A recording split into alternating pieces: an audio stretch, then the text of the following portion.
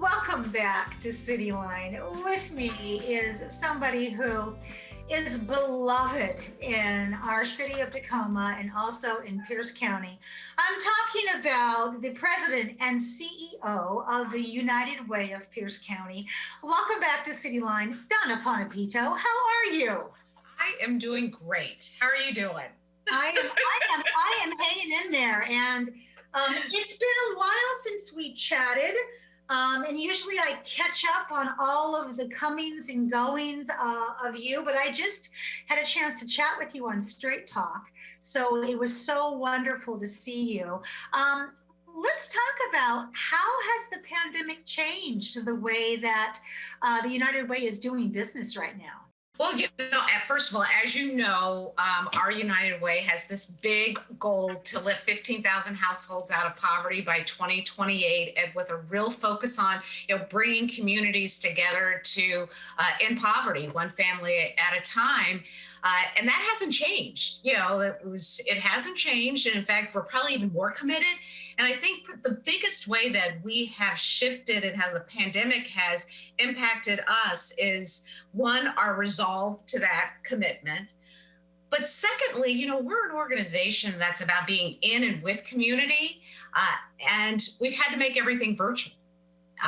And that has also given us an opportunity to be creative, to be innovative in terms of how do we reach out to donors? How do we reach out to other stakeholders and keep those partnerships and keep those relationships alive? Yeah, you've said that so succinctly, because this format of you and I talking virtually does not have the same energy that it has if we were in the studio. And that's what all of us are trying to capture, is that intimacy, that one-on-one that allows us to build a community, but over our laptop, yes, which sometimes can be tricky. It is very tricky. Yeah, it is. May 14th is a big day for the United Way. You're celebrating a huge milestone. Tell us about it. Yes, May 14th, we are celebrating our 100th birthday. Yay! Yay! I even have a birthday hat. We just had a staff meeting, and so I have my happy birthday hat on. Yes, if we were in the studio, we'd both have hats on. Right, exactly. So yes, we are going to be 100, and you know what? We don't look a day over 90, if you were to ask me. But what is, we've been looking a lot at the history of our United Way, and 100 years ago, back in, I think, in 1920, late 1920, early 1921, two women basically sent out a letter to a group of organizations and say, we should think about how we can work better together to raise money for the needs in our community. So over the course of a couple of months, a group gathered, mostly women. It was initially 12 women, and I believe one man who was a judge, that came together to ultimately form what was first called Federation of Social Service Agencies. And then we were called the Community Chest and United Neighbor, and now we're United Way of Pierce County. And the two women one was American Red Cross and one was the Junior Red Cross. So I think that's an interesting footnote. But they had lofty campaign goals, and what was happening is that they weren't reaching those goals. And 7 years in, they said, should we really be doing this, if we're not meeting our goals? And thank goodness they said, yes, we need to continue to do that and continue to work on raising resources for United Way. So over that 100 years, we have raised $350 million for United Way. Wow. For the community, for the community. So pretty exciting. That is incredible. Okay, so I saw the little, we talked about the hat you had on. Yes. So how are we being the community, going to celebrate this? Well, we have a huge celebration coming up on Friday. It's to kick off a year-long celebration from 11 to 2. And it's going to be at 3 sites, and we're asking for folks to stop by to donate non-perishable food at our drive-up birthday party. It's going to be in downtown Tacoma at the United Way office, and we're going to have a band there, Possible Solutions, which is made up of United Way staff and some former volunteers, and yours truly will be playing the tambourine. So I promise not to sing. I won't be singing, but I'll be playing the tambourine. So that should be fun. We're also going to be at the Puyallup Fairgrounds and at Lakewood City Hall. And we're going to have some fun gifts for everyone. I understand there's going to be some United Way cookies that for the first 100 people that show up. So, we're asking people if they can't attend to consider making a monetary donation. Oh, I'm there. What a great birthday party. Yeah, it's going to be fun. Yeah, it's a win-win for the whole community, much like the United Way has always been. Okay, so I saw that you gave a press briefing recently about the Mayor Guaranteed Income Program, which is fascinating. Can you give us an update on this? Yeah, we're excited about this. We're in partnership with the City of Tacoma, with Greater Tacoma Community Foundation, and other organizations. And this is really a demonstration project that we're launching, and we're one of 25 cities across the country that are a part of this. And one of the reasons that we're in it, of course, we're focused on Alice population, we're focused on moving people out of poverty, and this is really it is shown to be an effective way to deal with that. You've got the pandemic that really kind of helped widen the economic gap, and we've had this ongoing wealth gap in this country. So this guaranteed income is meant to be a supplement to wages. It is not meant to, for individuals. This is $500 a month for 100 people for a year.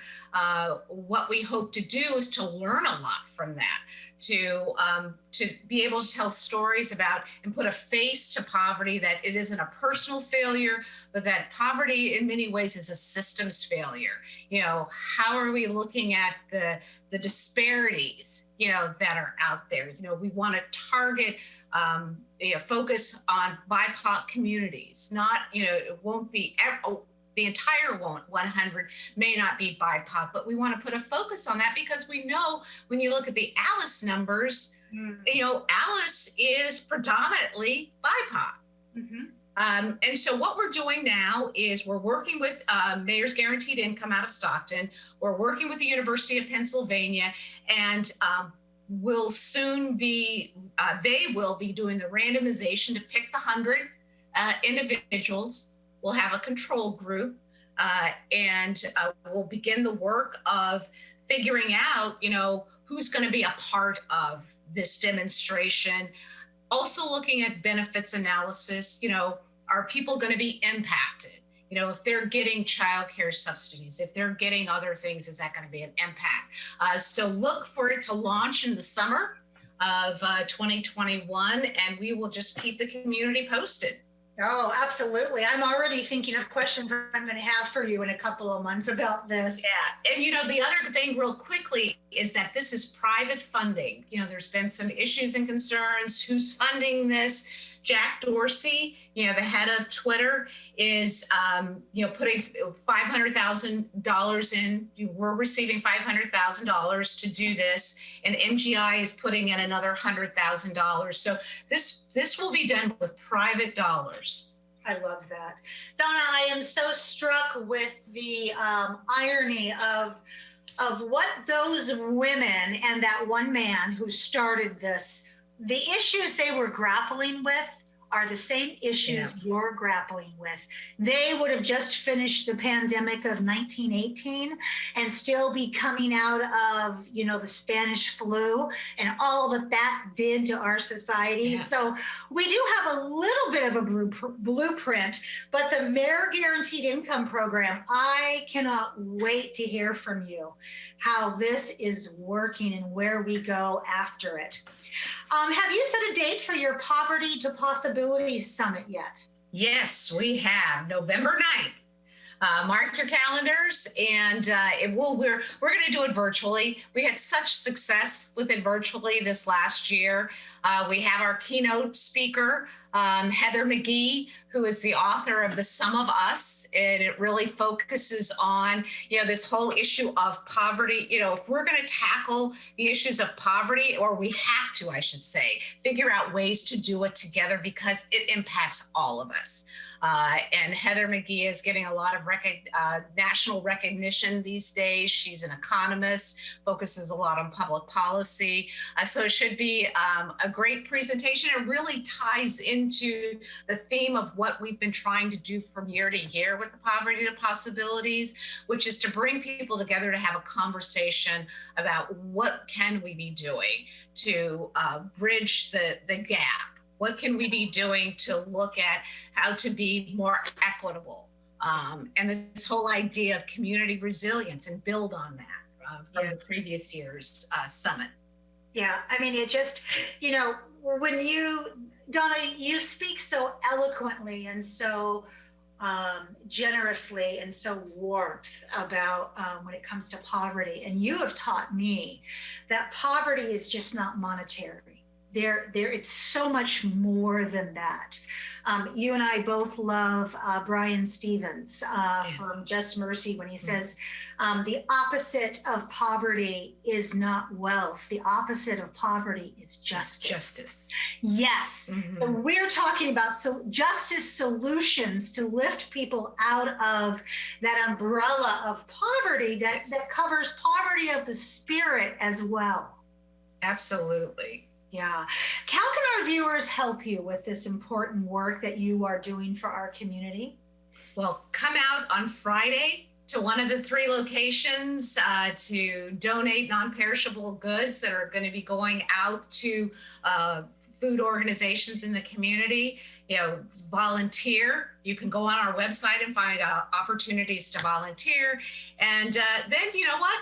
If we always love donations, so you can go onto our website and you can donate to United Way.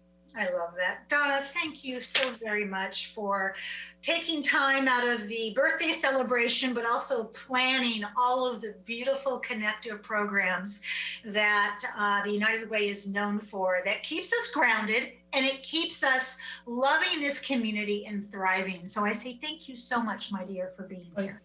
It's good to see you, and you're welcome. And hopefully we'll see you out on Friday. Yes, absolutely. All right, we have so much more to come on Cityline. Don't go away. We'll be right back after this quick